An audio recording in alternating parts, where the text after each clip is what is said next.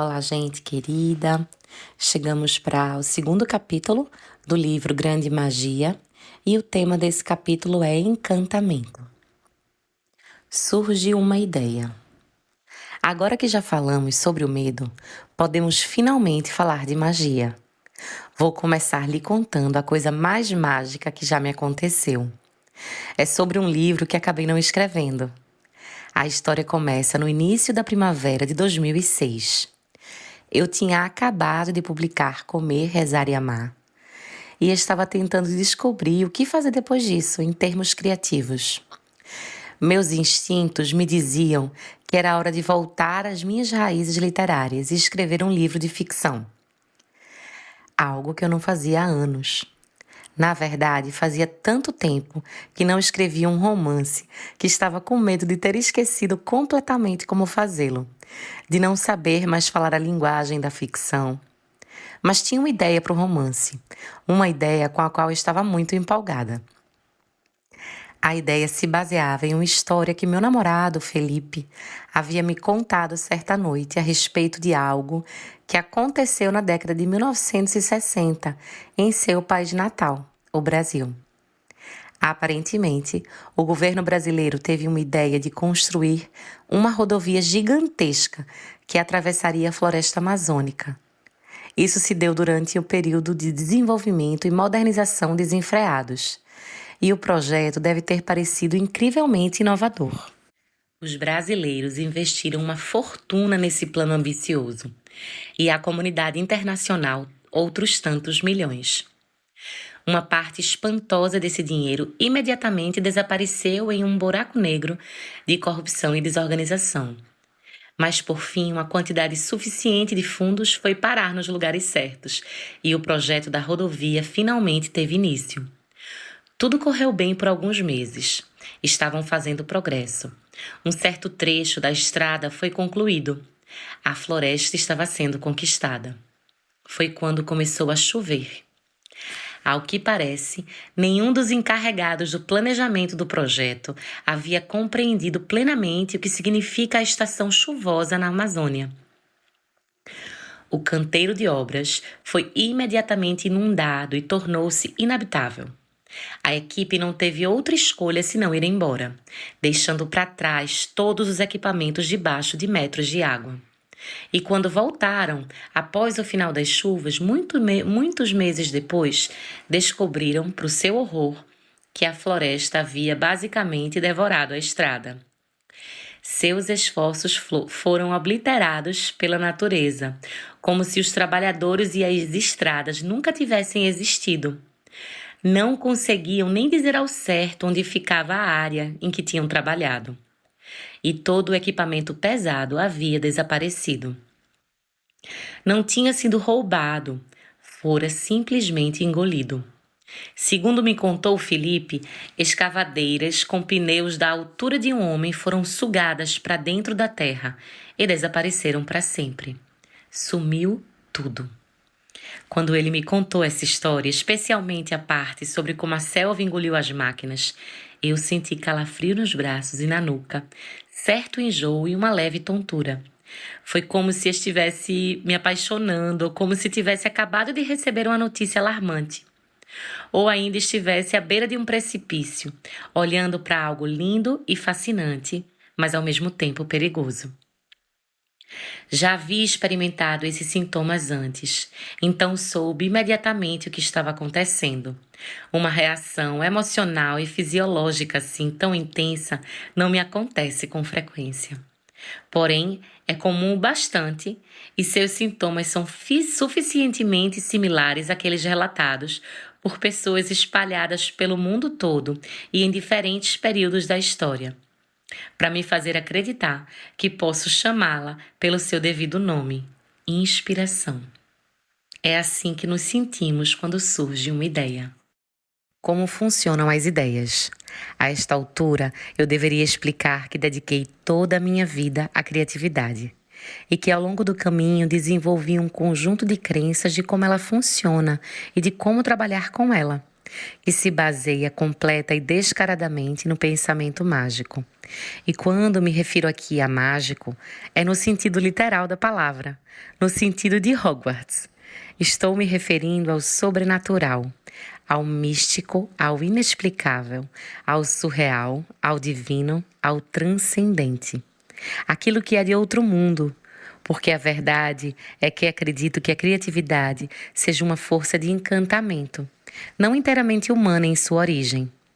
Estou ciente de que esta não é uma maneira particularmente moderna ou racional de ver as coisas. Sem dúvida não é científica.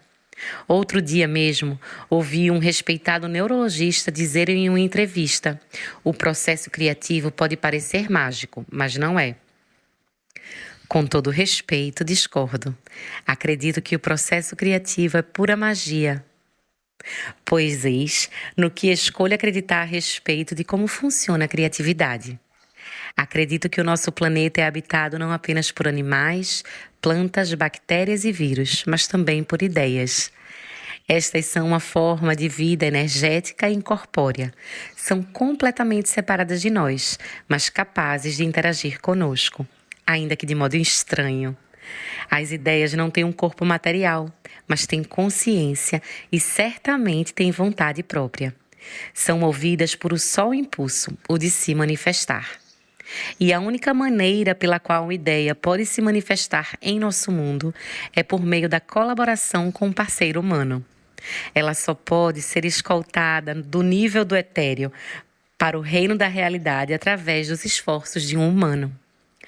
Portanto, as ideias passam a eternidade rodopiando à volta em busca de parceiros humanos disponíveis e receptivos.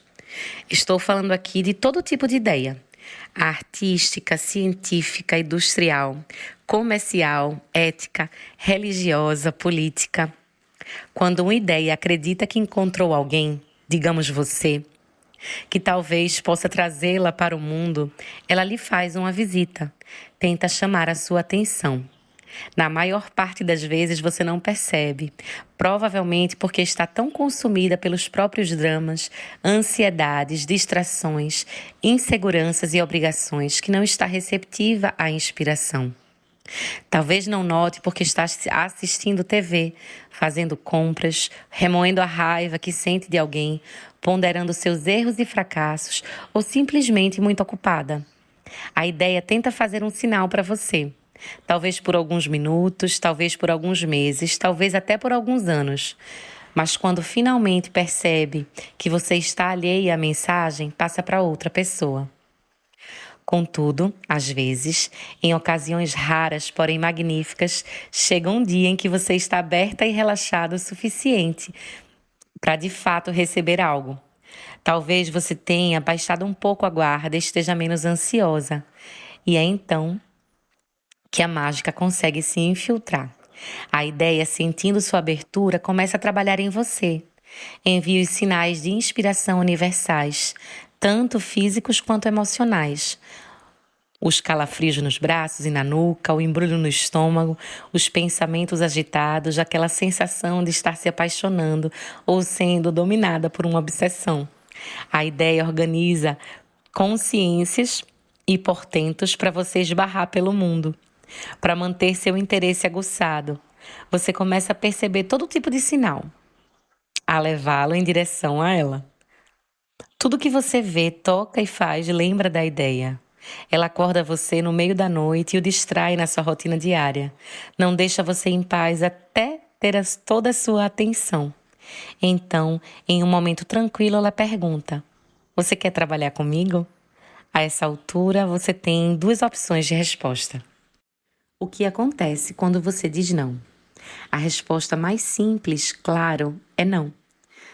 Assim você se livra, a ideia acaba indo embora e parabéns, você não precisa se dar ao trabalho de criar nada. Só para deixar claro que nem sempre é uma escolha desonrosa. É verdade, às vezes você recusa um convite da inspiração por preguiça, raiva, insegurança ou petulância. Mas outras vezes, talvez, precise dizer não à ideia porque realmente não é o momento certo, ou porque você já está envolvida em outro projeto, ou porque está segura de que essa ideia específica bateu por engano na porta errada.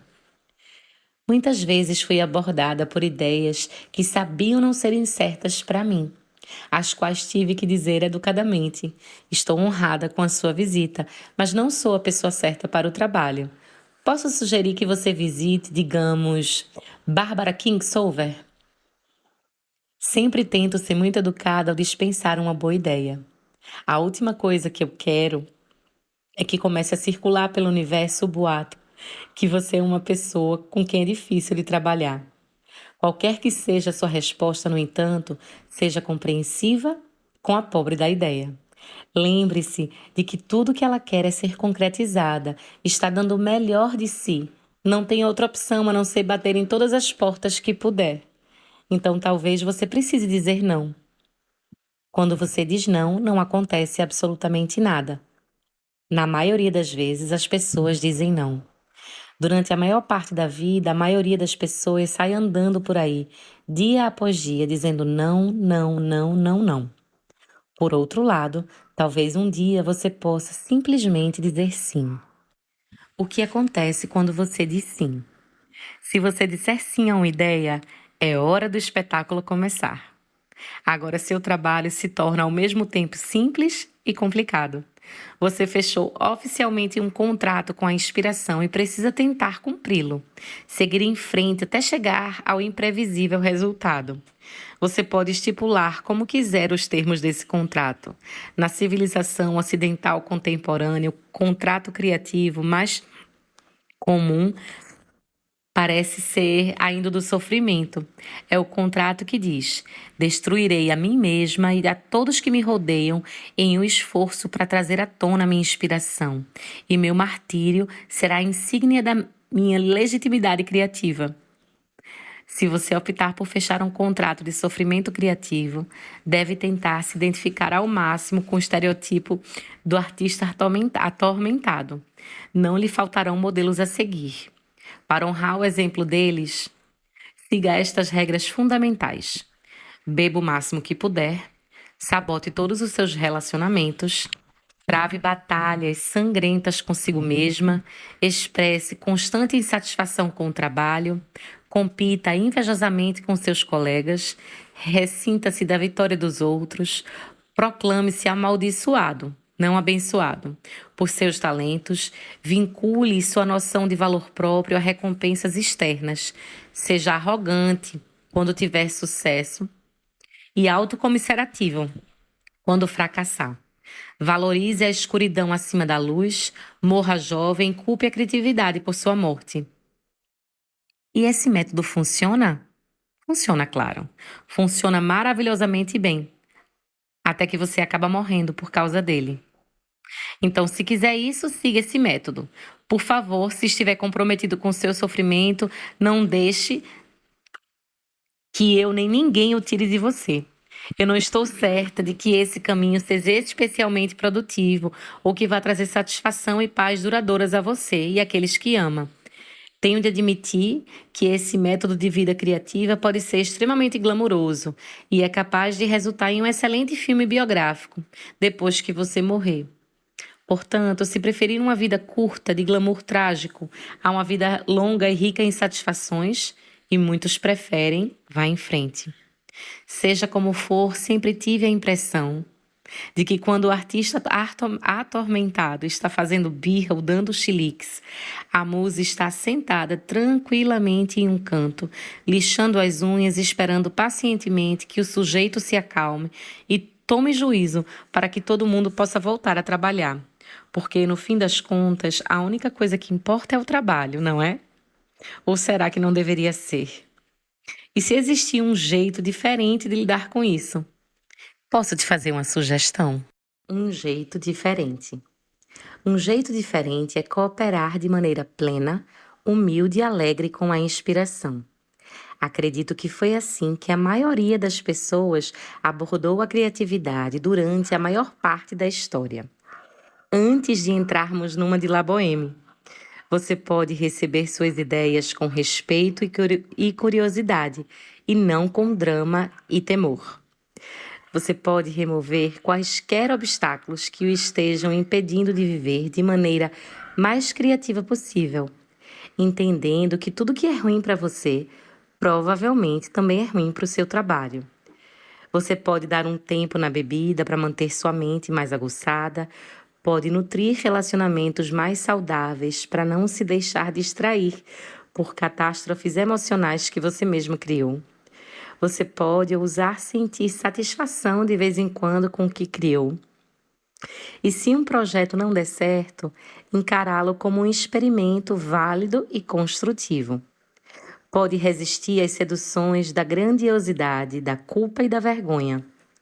Pode apoiar outras pessoas em seus esforços criativos, reconhecendo que há espaço suficiente para todos.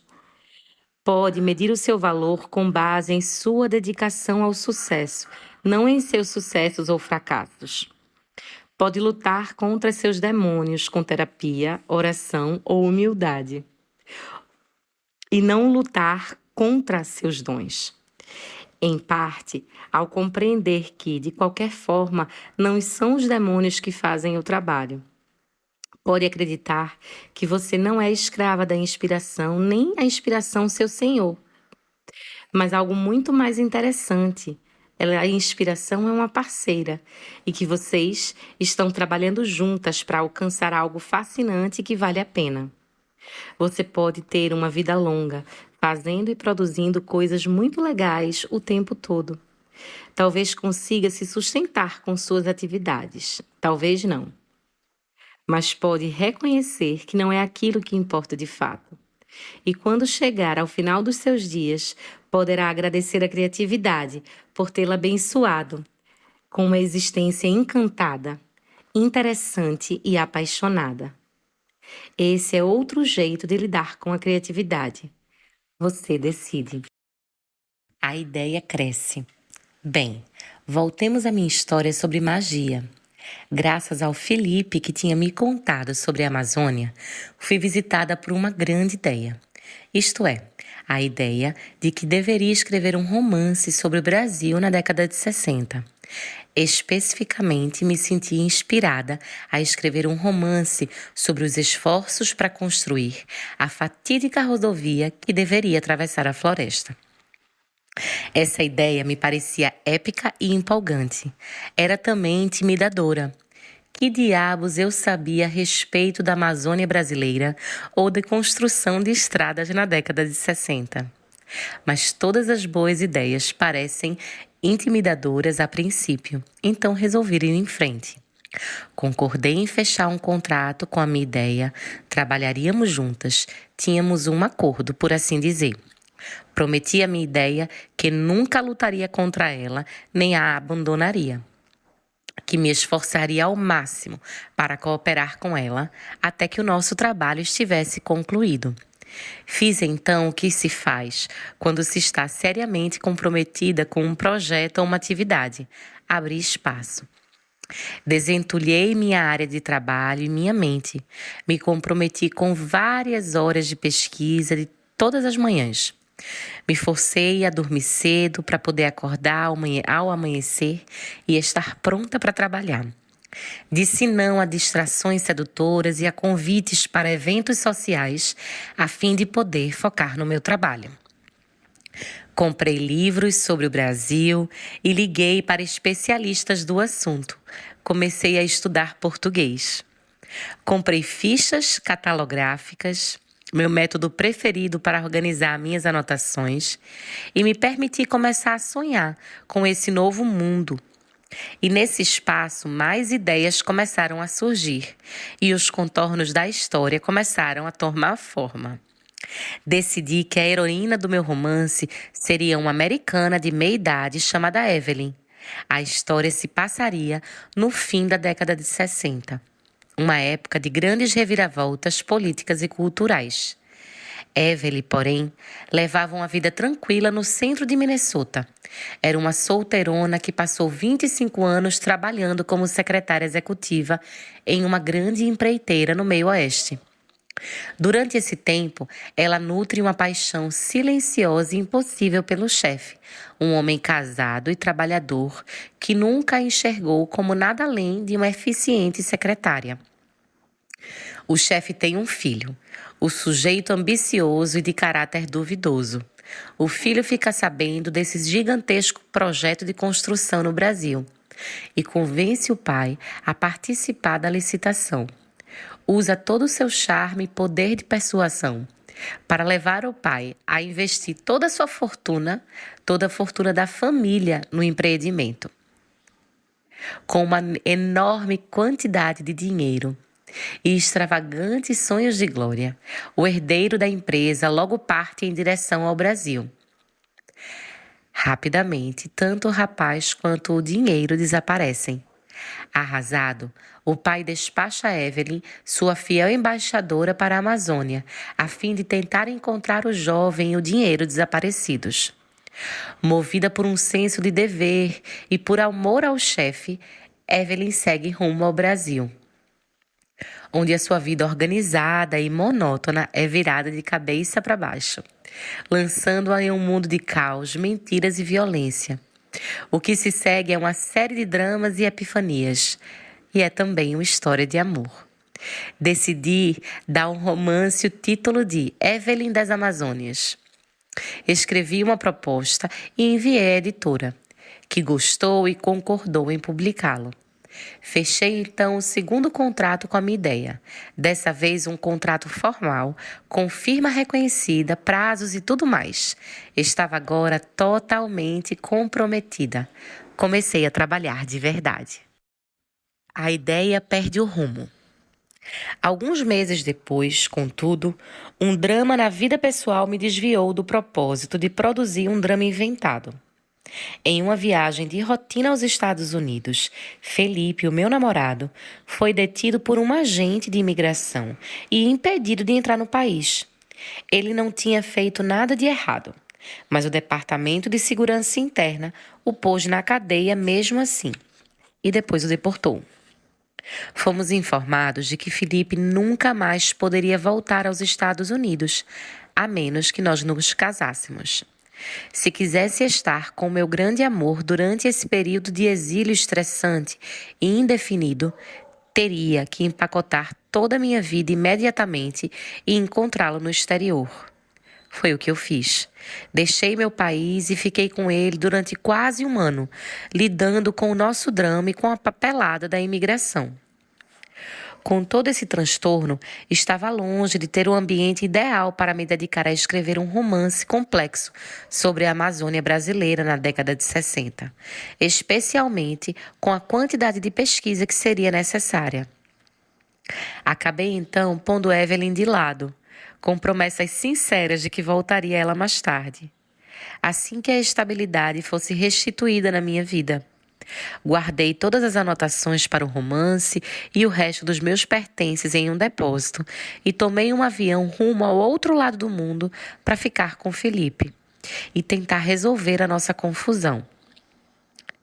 E como preciso estar sempre escrevendo sobre alguma coisa, para não enlouquecer, decidi escrever sobre aquilo, ou seja, decidi registrar o que estava acontecendo na minha vida como uma forma de organizar as complicações e revelações. Assim como disse Joan Didion, não sei o que penso a respeito de algo até escrever sobre o assunto. Com o passar do tempo, essa experiência se transformou em meu livro de memórias, chamado Comprometida. Quero deixar claro que não me arrependo de ter escrito Comprometida. Sou eternamente grata a esse livro, pois o processo de escrevê-lo me ajudou a lidar com uma enorme ansiedade a respeito do meu casamento iminente. Mas o livro monopolizou minha atenção por um bom tempo. E quando finalmente o terminei, mais de 2 anos haviam se passado. Mais de 2 anos durante os quais não havia trabalhado de Evelyn da Amazônia. Isso é muito tempo para deixar uma ideia de lado. Eu estava ansiosa para voltar a ela. Então, depois que Felipe e eu estávamos devidamente casados e instalados nos Estados Unidos, e depois de comprometida que já estava concluído, tirei todas as minhas anotações do depósito e me sentei à escrivaninha da casa nova, pronta para recomeçar a produzir o romance da floresta amazônica. Logo, porém, fiz uma descoberta extremamente penosa. Meu romance havia desaparecido. A ideia vai embora. Deixe-me explicar. Não quero dizer que alguém tenha roubado as minhas anotações ou que um arquivo de computador crucial havia desaparecido. O que quero dizer é que a essência do romance não estava mais lá. A força senciente que habita todo o espaço criativo havia desaparecido, engolida, feito as escavadeiras na selva, por assim dizer. Claro, toda a pesquisa que eu tinha feito e tudo o que havia escrito durante 2 anos ainda estavam lá, mas soube imediatamente que aquilo não passava de uma casca vazia do que antes fora uma entidade viva e vibrante. Sou bem teimosa quando se trata de terminar meus projetos. Então fiquei cutucando a coisa por vários meses, tentando fazer com que ela voltasse a funcionar, esperando reavivá-la. Mas foi inútil. Não tinha nada ali. Era como cutucar uma pele de cobra descartada. Quanto mais eu mexia, mais rápido ela se desfazia e virava pó. Eu achava que sabia o que havia acontecido, pois já vira esse tipo de coisa antes. A ideia tinha cansado de esperar e me abandonara. Não pude culpá-la, afinal de contas, eu havia rompido nosso contrato. Tinha prometido me dedicar completamente a Evelyn da Amazônia e quebrar a minha promessa. Fiquei mais de 2 anos sem dar nenhuma atenção ao livro. O que mais a ideia poderia fazer? Ficar esperando para sempre enquanto eu a ignorava? Talvez. Às vezes elas esperam. Algumas ideias extremamente pacientes chegam a esperar durante anos ou mesmo décadas até conseguirem a nossa atenção. Mas outras não, porque cada ideia tem uma natureza diferente. Você ficaria esperando em um caixa por 2 anos enquanto seu colaborador lhe dava cano? Provavelmente não. Portanto, a ideia negligenciada fez o que muitas entidades vivas que se dão respeito fariam na mesma situação. Se mandou. Nada mais justo, não é? Pois este é outro lado do contrato com a criatividade. Se a inspiração pode entrar em você inesperadamente, pode sair da mesma forma. Se fosse mais jovem, a perda de Evelyn da Amazônia poderia ter me deixado bastante abalada. Mas àquela altura da vida, eu já estava no jogo da imaginação, havia tempo suficiente para me desapegar sem grande esforço. Poderia ter chorado a perda, mas não o fiz, porque entendia e tinha aceitado os termos do contrato. Sabia que o melhor a fazer numa situação dessas seria deixar que a ideia antiga partir e tentar pegar a próxima que aparecesse. E a melhor forma de conseguir seguir para frente com rapidez, humildade e graça. É isso. Não entre em pânico por causa de uma ideia perdida. Não fique se culpando, não pragueje contra os deuses. Tudo isso não passa de uma distração. E a última coisa que você precisa é de mais distrações. Se tiver que passar por um período de luto, seja eficiente. É melhor dizer adeus com dignidade a uma ideia perdida e seguir adiante. Encontre outra coisa na qual possa trabalhar, qualquer coisa, imediatamente e ponha mãos à obra. Mantenha-se ocupada. Acima de tudo, esteja pronta. Fique de olhos e ouvidos abertos, siga sua curiosidade. Pergunte, bisbilhote, se mantenha aberta. Acredite nessa verdade milagrosa. Todo dia há novas e maravilhosas ideias à procura de colaboradores humanos. Ideias de todos os tipos estão sempre galopando em nossa direção. Sempre passando por nós, sempre tentando chamar a nossa atenção. Mostre a elas que você está disponível e, pelo amor de Deus, tente não perder a próxima. Feitiçaria. Esse deveria ter sido o fim da minha história sobre a selva amazônica, mas não foi. Mais ou menos na mesma época em que a ideia para o romance fugiu, em 2008, fiz uma nova amiga, a famosa romancista Ann Patchett. Nós nos conhecemos certa tarde em Nova York, em uma mesa redonda sobre bibliotecas. Isto mesmo, uma mesa redonda sobre bibliotecas. Vida de escritor é glamour que não acaba mais. Anne me deixou imediatamente intrigada. Não apenas por eu sempre ter admirado seu trabalho, mas porque sua presença é extraordinária.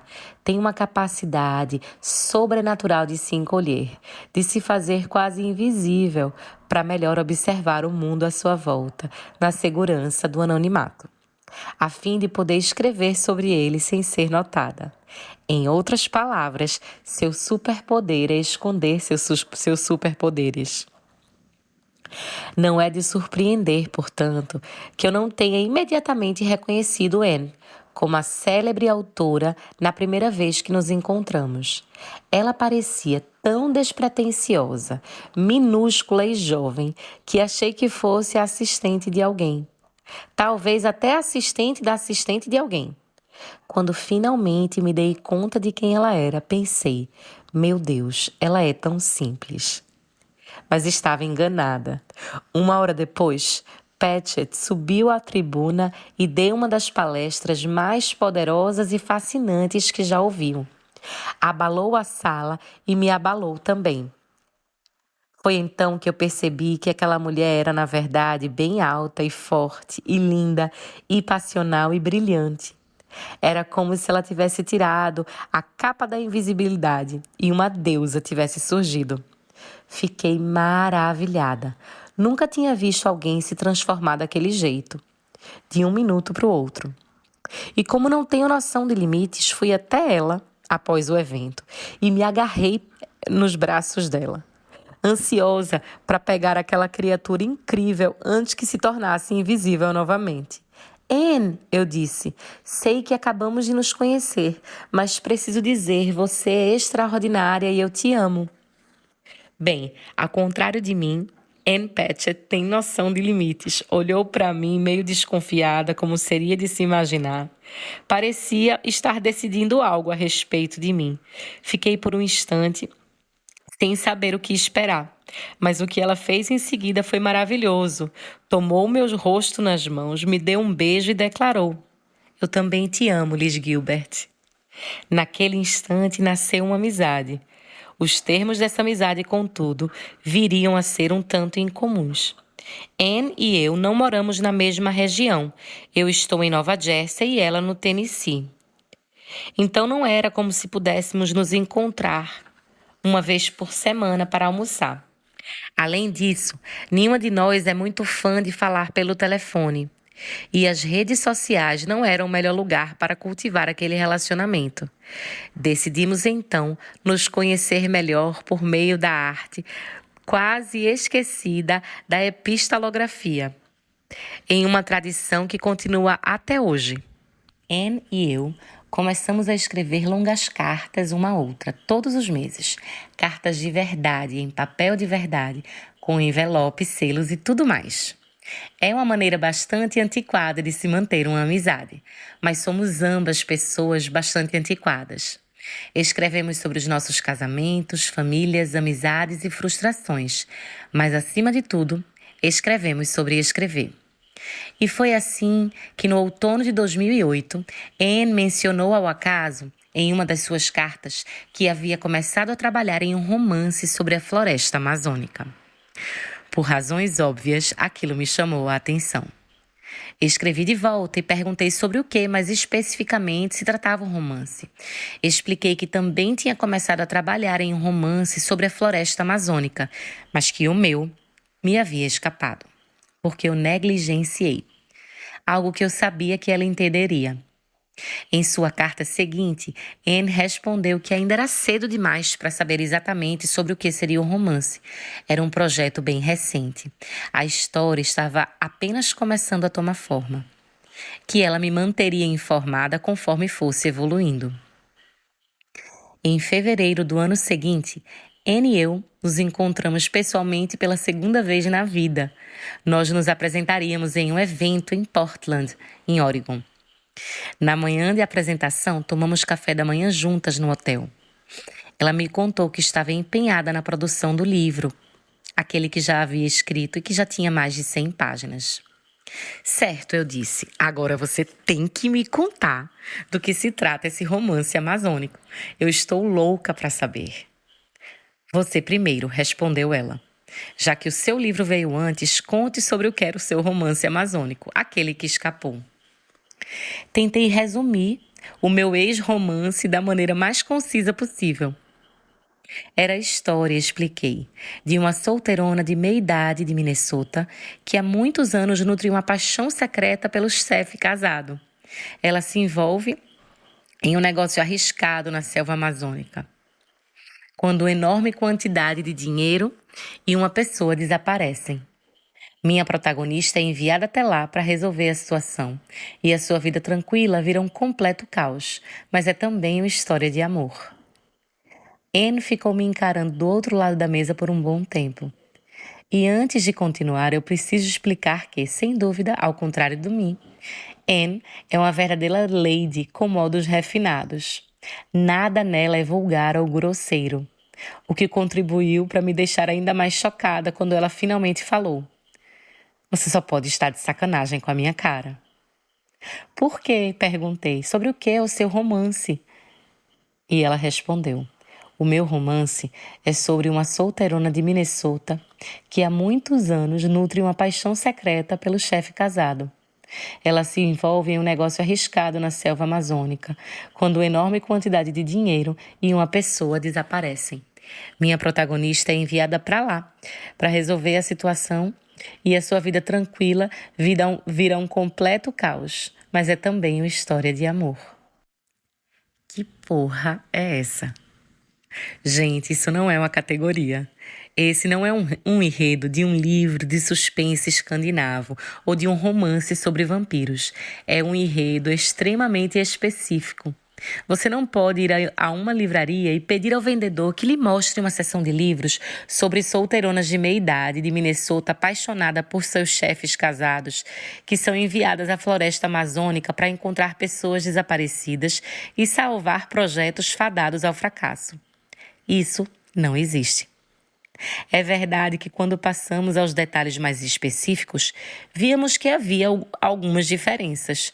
Meu romance se passava na década de 60, o da Anne nos dias de hoje. Meu livro era sobre a construção de uma estrada, enquanto dela era sobre uma indústria farmacêutica. Mas, tirando isso, era basicamente o mesmo livro. Como seria de esperar, Anne e eu levamos algum tempo para recuperar a compostura após essa revelação. Então, como grávidas ansiosas para lembrar o momento exato da concepção, contamos os meses nos dedos, tentando descobrir quando eu tinha perdido a ideia e quando ela havia encontrado.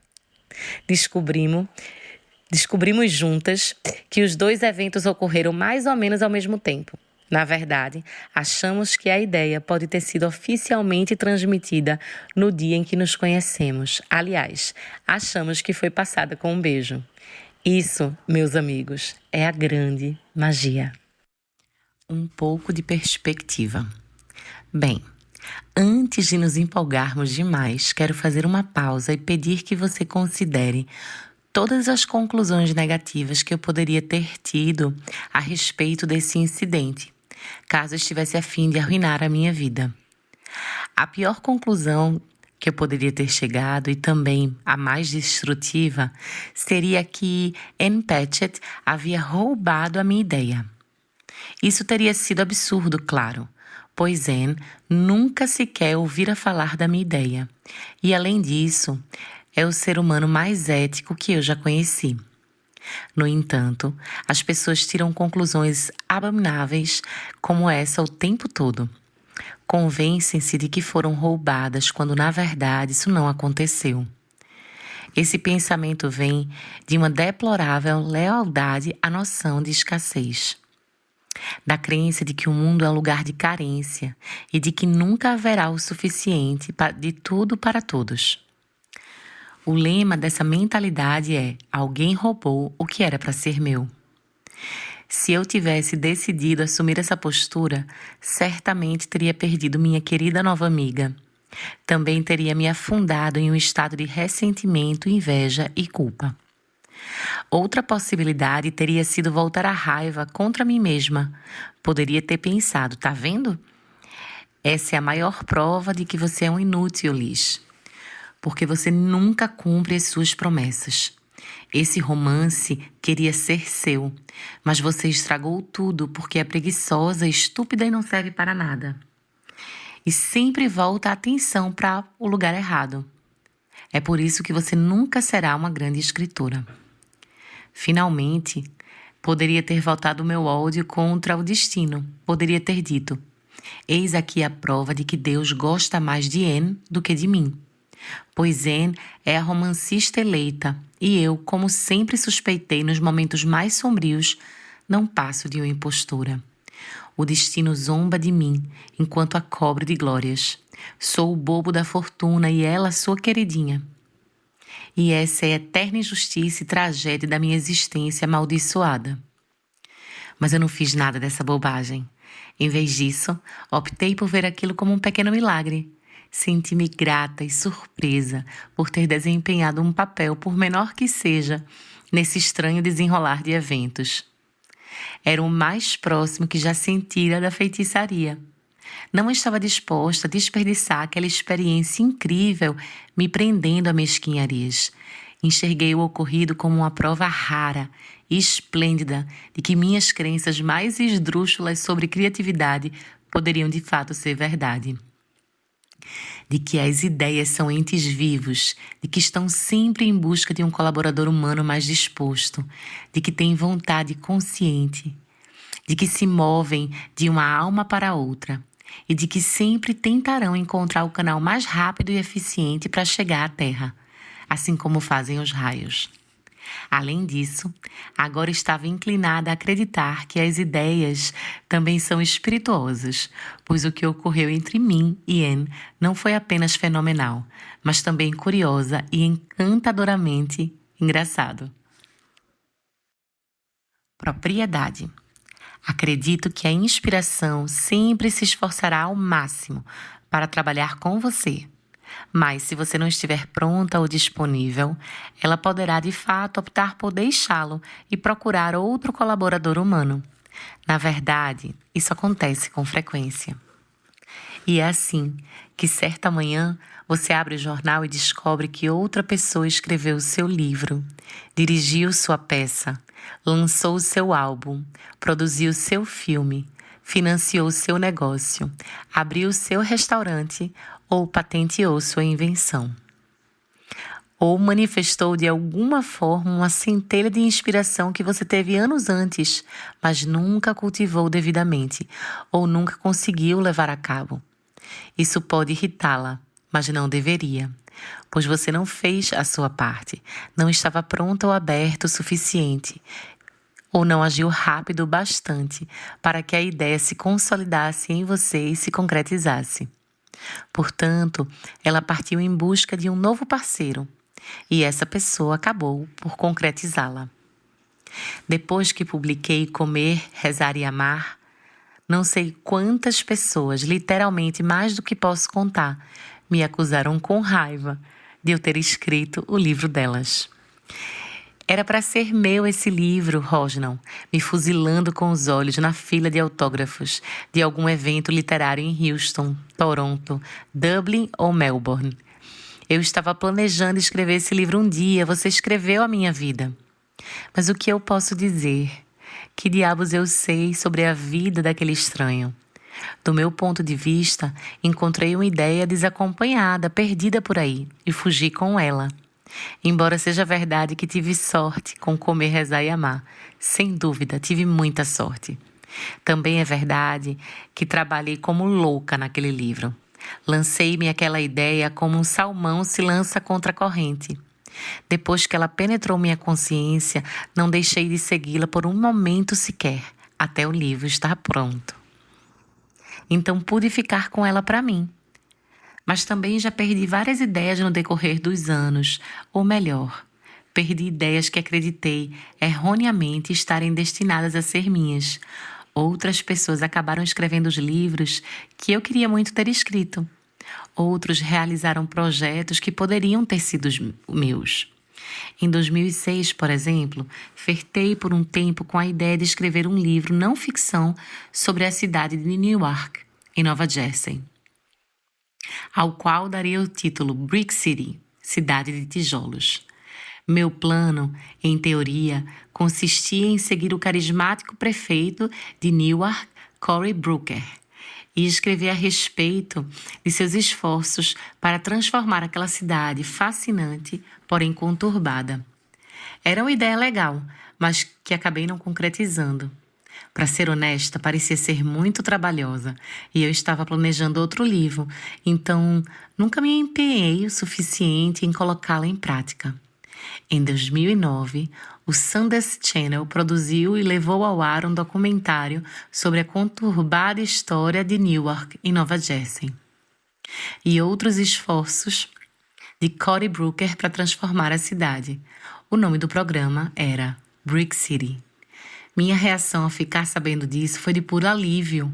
Oba! Não preciso lidar com Newark. Alguém já se encarregou da tarefa. Outro caso ocorreu em 1996, quando conheci um amigo próximo de Ozzy Osbourne. Ele me disse que Ozzy e sua família eram as pessoas mais estranhas, engraçadas, loucas e surpreendentemente amáveis que ele já conhecera. Você precisa escrever sobre eles, me disse. Deveria passar um tempo com eles e observar a maneira como interagem. Não sei exatamente o que você poderia fazer, mas alguém precisa realizar um projeto sobre os Osbourne, porque incrivelmente fantásticos eles são. Fiquei intrigada. Contudo, mais uma vez, acabei não concretizando a ideia. E os Osbourne ficaram ao encargo de outra pessoa, com resultados notáveis, diga-se de passagem. Há muitas ideias que acabei não concretizando e várias delas viraram projetos de outras pessoas. Outras pessoas contaram histórias com as quais eu estava intimamente familiarizada. Histórias que um dia chamaram a minha atenção, que pareciam vir da minha própria vida ou que poderiam ter sido geradas por minha imaginação. Nem sempre fiquei indiferente à perda dessas ideias para outros criadores. Algumas vezes foi difícil. Em alguns casos, tive que ficar observando enquanto outras pessoas desfrutavam dos sucessos e das vitórias que eu havia desejado para mim. A vida é assim, mas é também cheia de belos mistérios. Descobertas múltiplas. Após refletir longamente sobre tudo isso, percebi que o que tinha acontecido entre mim e Anne poderia ter sido a versão artística da descoberta múltipla, um termo usado pela comunidade científica sempre que dois ou mais cientistas em diferentes partes do mundo têm a mesma ideia ao mesmo tempo. O cálculo, o oxigênio, buracos negros, a fita de Möbius, a existência da estratosfera e a teoria da evolução foram todas descobertas múltiplas, só para citar algumas. Não há nenhuma explicação lógica para isso. Como é possível duas pessoas que nunca ouviram falar do trabalho uma da outra cheguem às mesmas conclusões científicas no mesmo momento histórico? No entanto, é algo que ocorre com mais frequência do que seria possível imaginar. Quando o matemático húngaro János Bolyai inventou a geometria não euclidiana no século XIX, seu pai o incentivou a publicar as descobertas imediatamente, antes que outra pessoa tivesse a mesma ideia. Quando chega a época de certas coisas, elas aparecem em lugares diferentes, como as violetas que desabrocham no início da primavera. Descobertas múltiplas também ocorrem fora da esfera da ciência, no mundo dos negócios, por exemplo. Há um entendimento generalizado de que existe sempre uma nova ideia por aí, flutuando na atmosfera, e que a primeira pessoa ou empresa a agarrá-la terá vantagem competitiva. Às vezes, todo mundo está tentando agarrá-la ao mesmo tempo, em uma louca disputa para ver quem será o primeiro, como ocorreu durante a ascensão do computador pessoal na década de 90.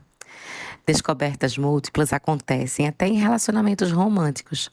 Durante anos e anos, ninguém demonstra nenhum interesse sobre você. E de repente, você tem dois pretendentes ao mesmo tempo. Isso, sem dúvida, é um caso de descobertas múltiplas.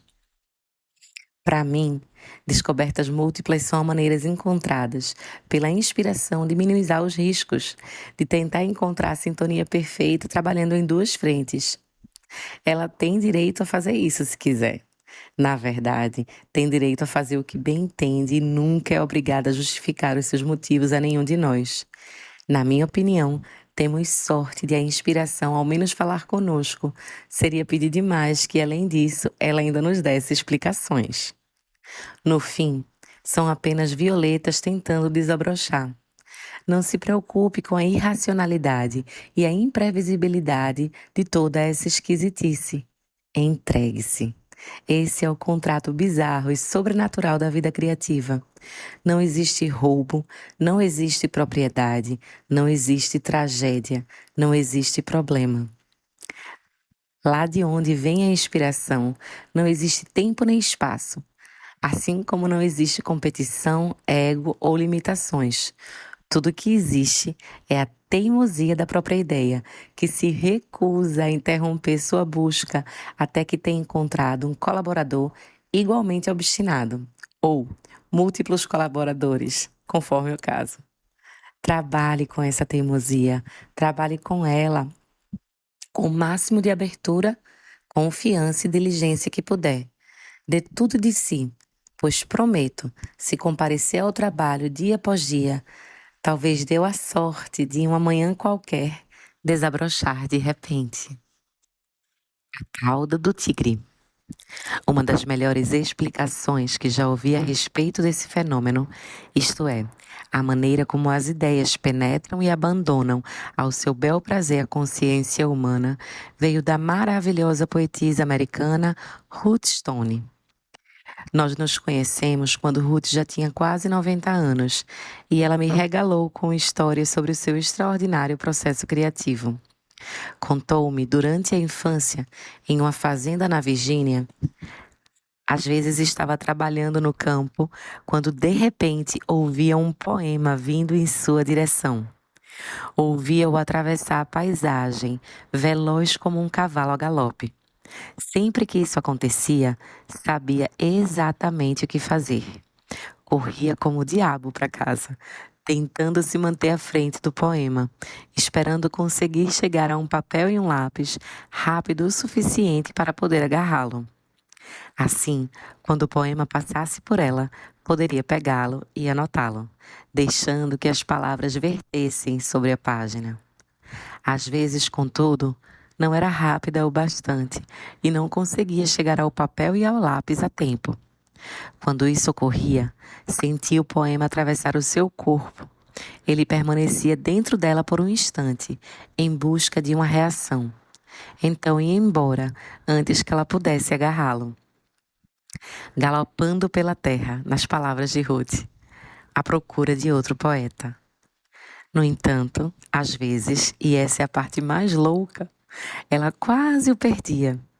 Conseguia segurá-lo, explicou, pela cauda, como se agarrasse um tigre. Então, praticamente, puxava o poema de volta com uma das mãos enquanto anotava com a outra. Nesses casos, o poema aparecia na página da última palavra para a primeira, de trás para frente, porém intacto. Isso, meus amigos, é mais um exemplo da grande magia. No melhor estilo macumba raiz de deixar o cabelo em pé. Mas eu acredito. Trabalho duro versus Poripirilim Pim Pim. Acredito nisso porque creio que somos todas capazes de esbarrar de vez em quando em nossas vidas com a sensação de mistério e inspiração. Talvez não possamos ser todos puros canais do divino como Ruth Stone, vertendo criações imaculadas todos os dias sem nenhum obstáculo ou dúvida. mas podemos chegar mais perto dessa fonte do que imaginamos. A maior parte da minha vida como escritora, para falar a verdade, não tem essa grande magia no estilo macumba raiz.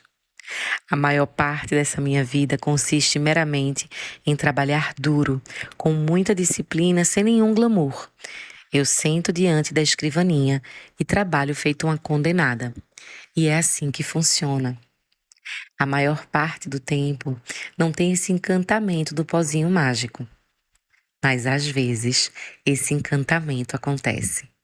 Às vezes, enquanto escrevo, sinto como se estivesse em uma daquelas esteiras rolantes de aeroportos. Preciso correr um longo caminho até o portão de embarque e minha bagagem ainda está pesada.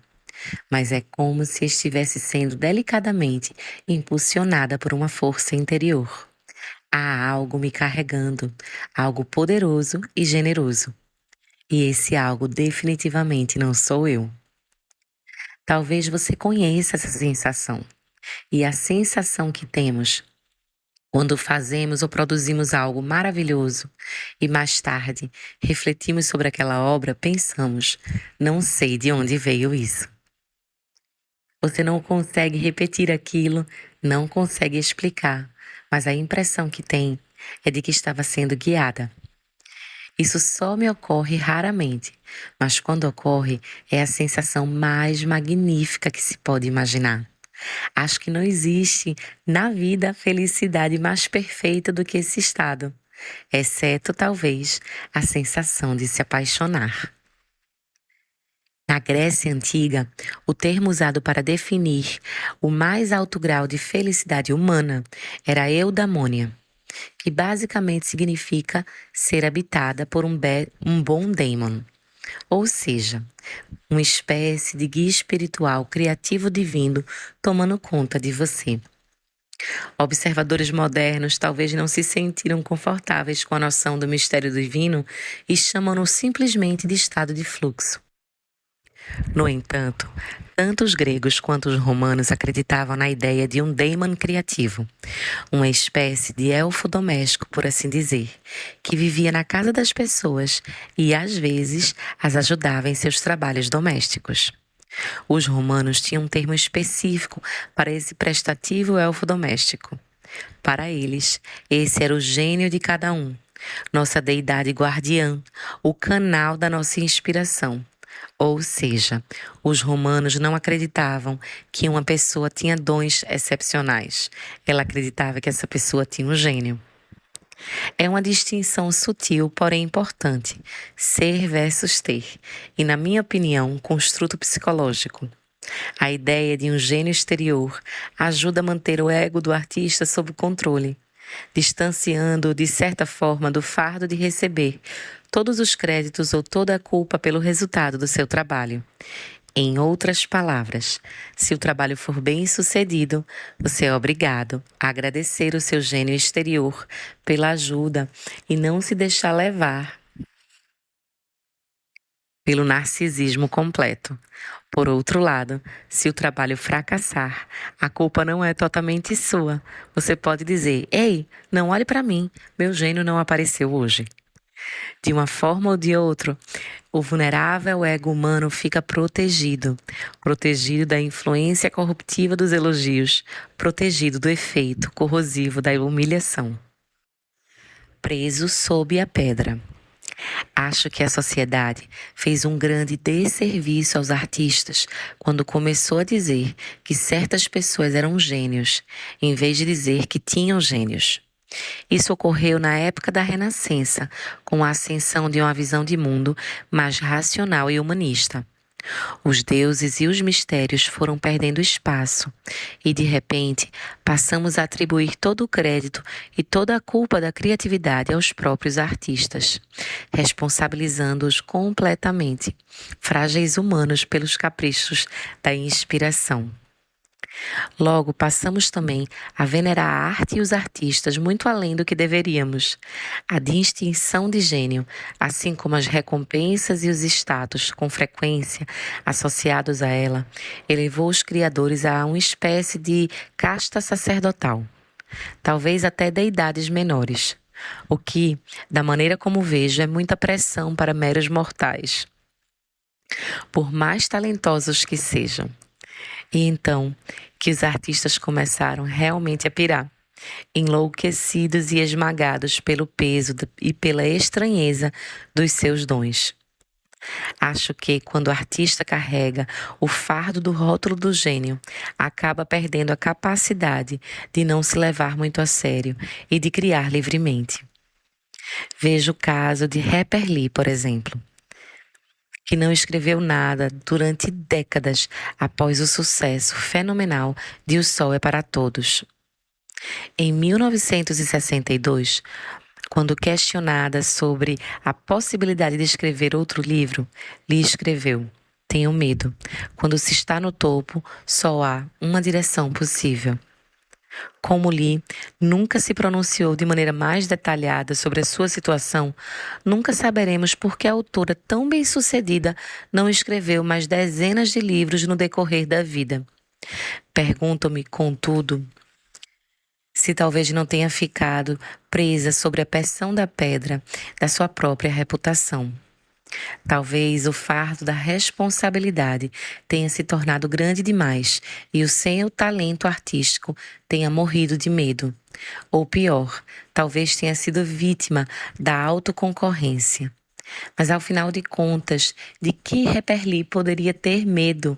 Talvez simplesmente de não conseguir se superar. Quanto a ter chegado ao topo e a ter somente uma direção possível dali em diante, Lee tinha razão, certo? Quer dizer, se você não pode repetir um milagre único, se pode nunca mais chegar ao topo, então para que ao menos se dar o trabalho de criar? Bem, essa é uma situação da qual posso falar por experiência própria, pois eu mesma já estive no topo, entre aspas, com um livro que ficou na lista dos mais vendidos por mais de 3 anos. Eu perdi as contas de quantas pessoas me perguntaram durante esses anos: como é que você vai fazer para superar isso? Falavam da minha enorme sorte como se fosse uma maldição, não uma bênção. E especulavam sobre o pavor que eu deveria sentir com a possibilidade de não conseguir alcançar novamente aquele sucesso fenomenal. Acontece que essa maneira de pensar pressupõe a existência de um topo e sugere que alcançar esse topo e lá ficar é o único motivo para criar. Esse raciocínio pressupõe que os mistérios da inspiração operam na mesma escala de valores que nós, uma escala humana limitada de sucesso e fracasso. Vitórias e derrotas, comparação e competição, comércio e reputação, unidades vendidas e influência exercida. Essa lógica pressupõe que é preciso sair sempre vitorioso, não apenas contra os pares, mas também contra uma versão anterior de nós mesmas. E isso é o mais perigoso. Esse modo de pensar pressupõe que, se não podemos ganhar, devemos parar de jogar. Mas o que tudo isso tem a ver com vocação?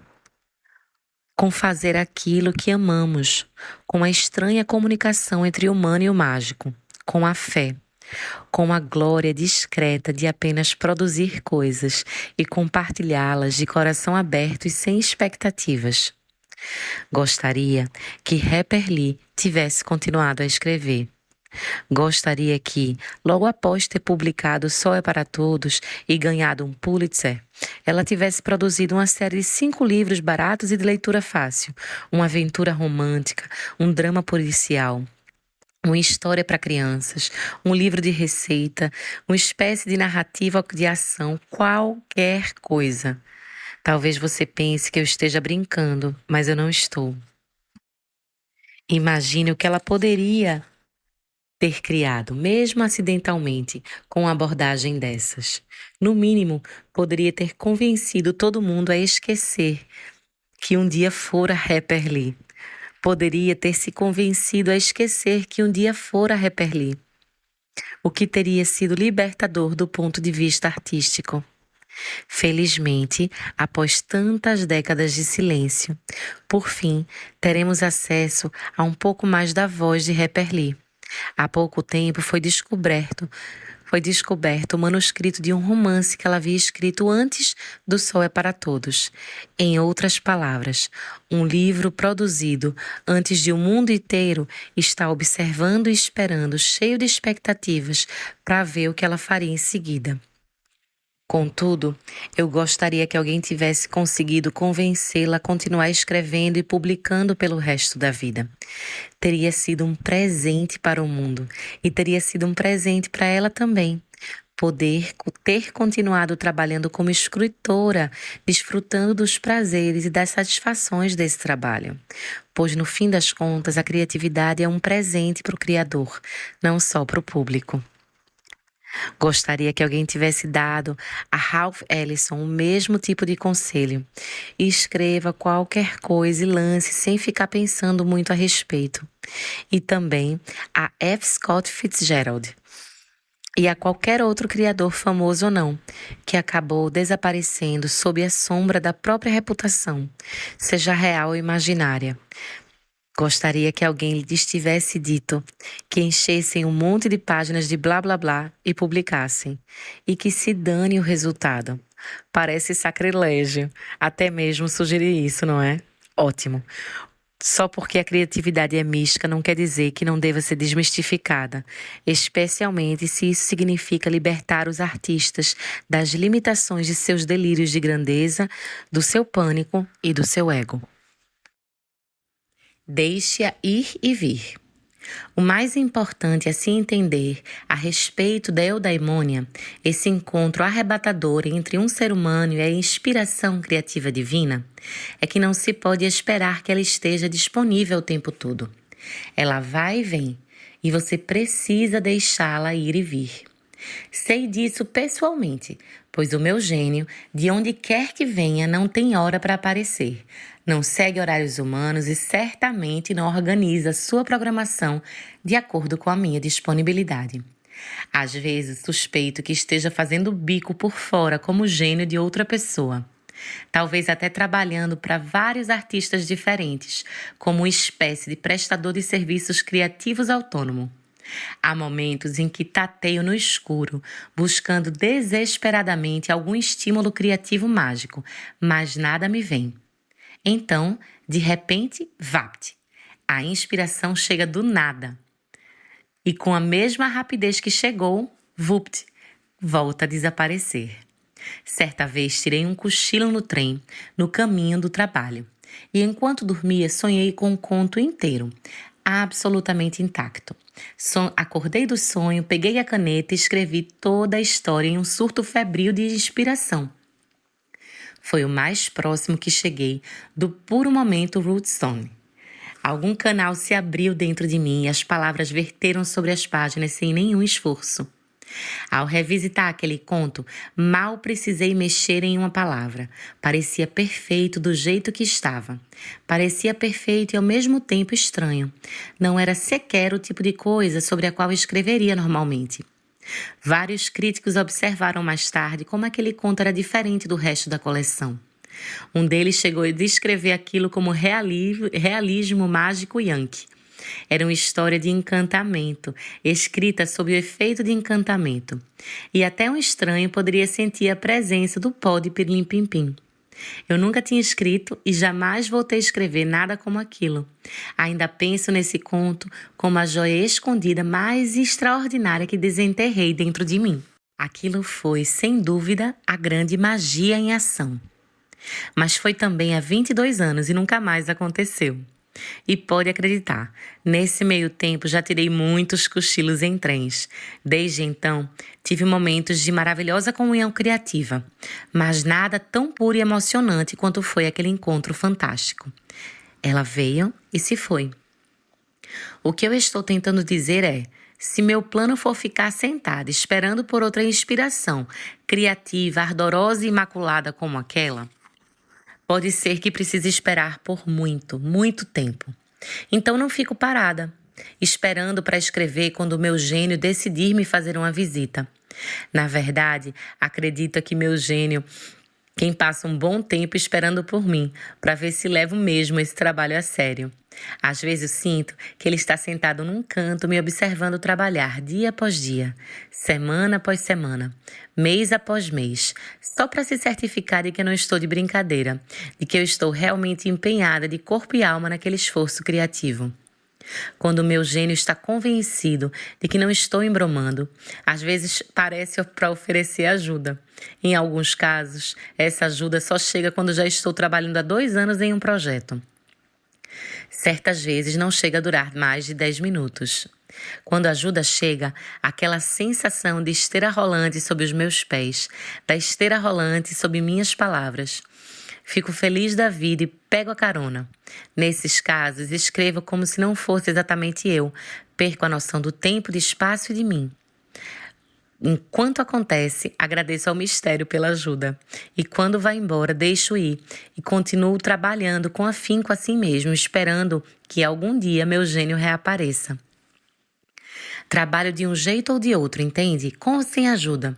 Pois é isso que precisamos fazer para viver a vida plena criativa. Trabalho de maneira constante e sempre agradeço aos processos, quer seja tocada pela graça, quer não. Agradeço a criatividade por me permitir ao menos interagir com ela, porque de um jeito ou de outro é tudo incrível. O que temos a oportunidade de fazer, a oportunidade de tentar, aquilo que às vezes temos a oportunidade de comungar. Gratidão sempre, sempre gratidão. Um coração deslumbrado. E quanto à maneira como Ann Patchett enxergou o que aconteceu entre nós? Como percebeu o curioso milagre sobre a floresta amazônica que havia quicado em minha cabeça e ido parar na dela? Bem, a Ann é uma alma muito mais racional do que eu, mas até ela sentiu algo bastante sobrenatural. Mesmo ela sentiu que aquela inspiração havia escapado de mim e como um beijo pousado nela. Nas cartas seguintes que me escreveu, teve a generosidade de se referir ao seu romance sobre a floresta amazônica como nosso romance sobre a floresta amazônica, como se fosse a mãe de aluguel de uma ideia concebida por mim. Isso foi muito amável da parte dela, mas não é verdade. Como qualquer pessoa que tenha lido Estado de Graça sabe muito bem, aquela história magnífica pertence inteiramente a Ann Patchett. Ninguém mais poderia ter escrito aquele romance como ela o fez. Seria mais correto dizer que eu fui a mãe substituta, que mantive a ideia protegida durante alguns anos enquanto ela procurava seu verdadeiro colaborador. Quem sabe quantos outros autores aquela ideia já havia visitado no decorrer dos anos, antes de ir parar sob os meus cuidados por um tempo, até finalmente encontrar Ann. Boris Pasternak descreveu o fenômeno nessas belas palavras. Nenhum livro de verdade tem sua primeira página. Como o farfalhar da floresta é concebido, só Deus sabe onde cresce e rola, despertando a floresta densa e selvagem até que, de repente, começa a falar ao mesmo tempo com todas as copas das árvores. Tudo que sei ao certo é que esse romance queria muito ser escrito e só parou de rolar e procurar quando finalmente encontrou a autora que estava pronta e disposta para assumi-lo.